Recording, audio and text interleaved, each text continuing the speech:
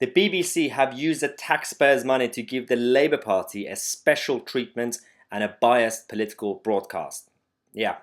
So in this video, we're going to talk about the mainstream media, the lamestream broadcasters, and how their behavior is actually causing chaos and division in this country. So firstly, we are not going through an election season where each political party and each political leader gets a special time slot to do their political videos and broadcasts. Because that's the time slot is actually funded by the taxpayers' money. That's how the BBC operates. But at this point, when Boris Johnson had his statement and speech on Sunday night about easing the lockdown, the BBC management decided to act as the opposition, because why not? And they worked with the Labour Party and Sir Keir Starmer's team. And this is what they tweeted. The BBC will broadcast a response from the leader of the opposition to last night's statement by the UK Prime Minister. BBC Radio 4, BBC Sounds, BBC One and the BBC News channel with a sign language interpreter. They've actually hired someone. That's also extra money being spent using taxpayers' money. I don't understand firstly why the Labour Party should work with the BBC. That's one thing. They're supposed to be impartial. You know, the British Broadcasting Corporation. Secondly, why should the taxpayer actually fund this? That's another problem.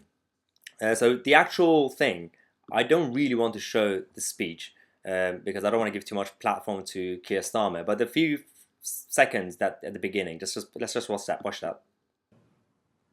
That's why when I was elected leader of the Labour Party just over a month ago, I promised a new type of opposition. Labour will always put the national interest first. We will have the... Well, as I said, I don't really want to show the whole thing because giving too much platform to this guy is not really helping. But the actions, the mainstream media, what they are doing, in fact, is that they are dividing the country. You now have pro-lockdown side, anti-lockdown side, pro-Boris, anti-Boris, pro-this, anti-that. And it's all thanks to the lamestream broadcasters. And they don't actually understand that there are consequences to what they're doing. On the plus side, not everybody is completely divided. We have 4 brothers from Lancashire. 2 of them voted to remain back in 2016. 2 of them voted to leave the EU. They have now come together, united behind one cause, and that's Brexit biscuit. Amazing. So these are it's a family-owned British business in Lancashire, amazingly designed tins. And so these biscuits are actually quite interesting. So they are, firstly, wrapped in Article 50. Why not? So you got the Article 50 stuff on this. And the actual thing is shortbread, but it's also 52-48 split in the middle. One half is the Union flag, the other half is the EU. So they're actually amazing. I'll put the link. I just want to give a shout out to these guys because this is actually amazing business. I'll put the link in the description. It's the brexitbiscuit.co.uk. The great price of £12.95. Especially now that we're all under lockdown, we can't really see our loved ones. Actually use this opportunity to send a gift to your friends and family. It's only £12.95. There's a lot of biscuits in that, by the way. It's a massive tin. And it's great design. It's just a nice gift to send. And also, now that we're going through some sort of economic crash, it's good to support a very sound, family-owned British business from Lancashire. Sorry, Yorkshire. So check out the link in the description. It's the brexitbiscuit.co.uk. Now, let's go back to Keir Starmer. So, this guy, we have Tom Harwood writing for The Telegraph, talking about how the left's hysterical confusion over Number 10's plan is utterly transparent. Yeah, because he's talking about how, we said yesterday, Boris Johnson's speech on Sunday was a bit long. He tried to explain it. As he tried to explain more, he created more questions. But the actual message was clear. It's to simply use common sense. That's all it is.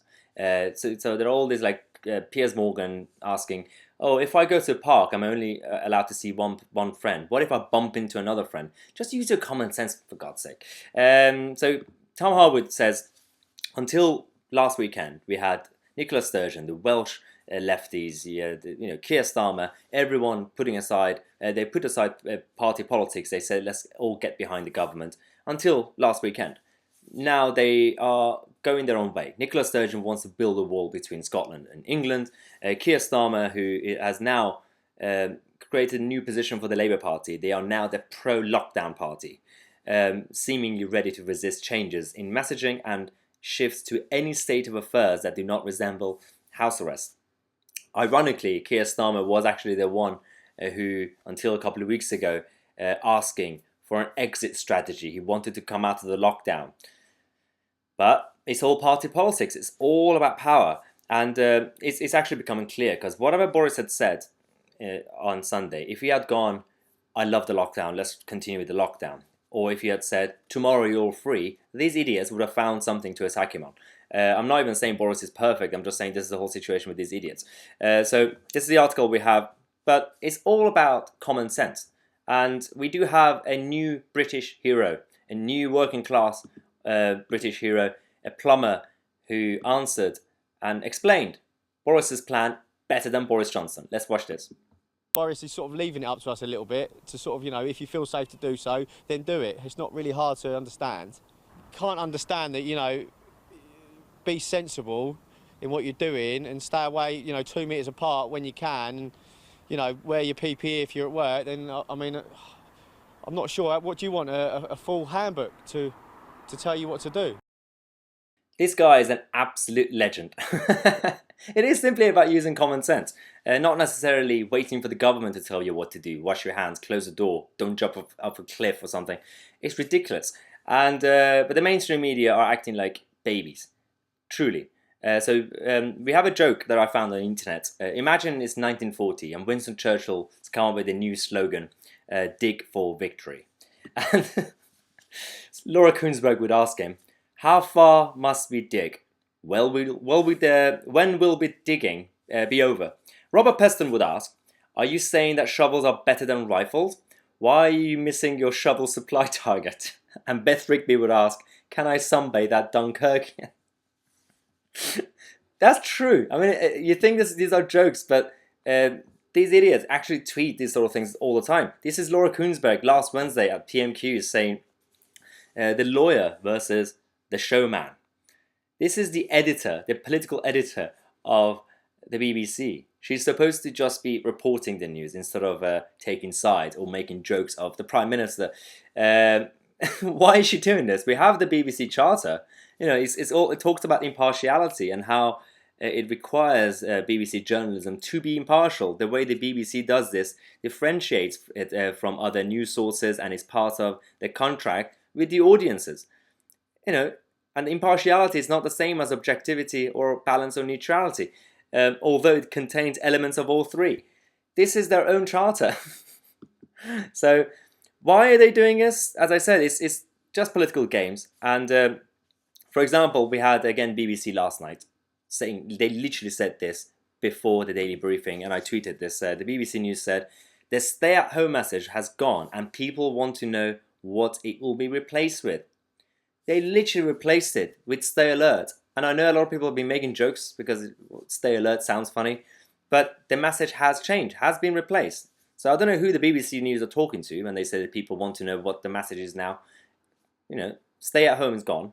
Stay Alert has been is the new message. Simple. And when was the last time you had the BBC criticising this woman, Nicola Sturgeon, for firstly rebelling against the government? She's still going with this Stay at Home message. She doesn't want people to actually get back to their normal life.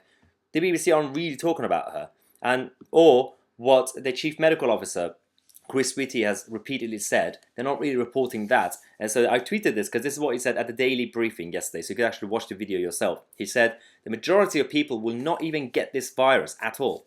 Of those who do, some of them will get the virus without even knowing, with no symptoms. Of those who get the symptoms, 80% will only get a mild disease, but not bad enough to go to the doctor. So this is a minority. And then an unfortunate minority of those will go to hospital, but the majority will shortly leave. It's only a minority of a minority who go to ICU, and some sadly die. And that's the problem. So the majority of the people won't even get it. The others, you know, won't even know that they've gotten it.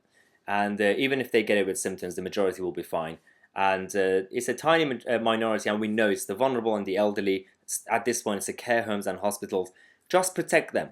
These are the hot spots and the battleground. Protect them and slowly make sure that the country is safe and get people to go, that young and healthy and everyone to slowly get back to work. We need to fund the NHS somehow. It's, by growing the economy. But I mentioned Laura Koonsburg not, being impartial or professional anymore.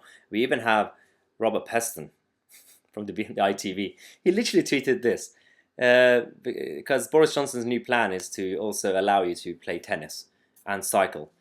He decided to be funny and say that, basically Boris likes tennis, Boris likes cycling. Is this a coincidence? And it's a joke. But when Robert Peston is not funny, he shouldn't make jokes. Robert, stop tweeting things like this. But speaking of unfunny journalists, Piers Morgan. He was angry this morning. He tweeted, I have a serious question for Matt Hancock. Do you think it's right for the Health Secretary to boycott a major UK breakfast TV news show, that's the Good Morning Britain, during the biggest health crisis for 100 years?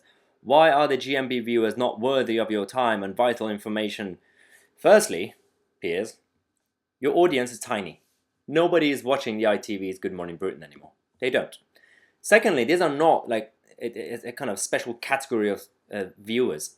It's not like they only have one channel to watch. They're not forced to just watch the ITV. They can also watch the BBC or Sky or other channels. The Health Secretary, Matt Hancock, and other ministers do go on other channels, the BBC and Sky. So these viewers could actually get their information by watching the others, and they do.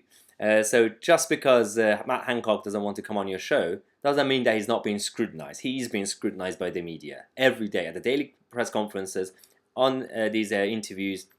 It's just because of you. You don't let people to talk. You keep ranting and ranting, and you keep attacking with your gotcha questions. So they don't want to come on your show. They don't want to be your friends anymore. So this is the mainstream media. I am quite concerned about this collaboration between Labour and the BBC. But we'll have more news on this because there are a lot of people who are complaining to the corporation about this. But if you want to continue watching this content, if you enjoy the content, then don't forget to subscribe to the channel and click on the notification bell next to it so you get notified.